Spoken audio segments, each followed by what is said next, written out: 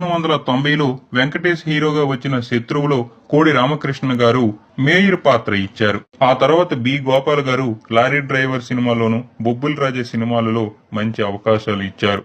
చిత్రం బలారే విచిత్రం, జంబలకిడి పంబా సినిమాలలో మాత్రమే అవకాశాలు వచ్చాయి. అప్పటికే చాలా అప్పులైపోవడం వలన ఆయన సినీ పరిశ్రమను వదిలేసి ఇంటికి వెళ్లిపోవాలని నిర్ణయించుకున్నారు. అనుకున్నట్లుగానే 1992లో తిరిగి మద్రాసు నుండి ఇంటికి వెళ్లిపోయారు. ఆ వచ్చిన అవకాశాలు కూడా రామానాయుడు గారి వల్లే ఎక్కువగా వచ్చాయి.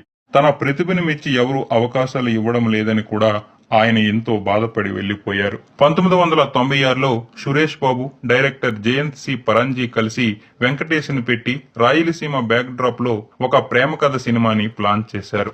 హీరోయిన్ తండ్రి వీరభద్రయ్య పాత్ర కోసం నార్త్ నుంచి, తమిళనాడు నుంచి కొంతమంది నటుల్ని అనుకున్నారు. కానీ ఎవరూ సూటు కాలేదు. అప్పుడు రామనాయుడు గారు ఈ పాత్ర కోసం జయప్రకాష్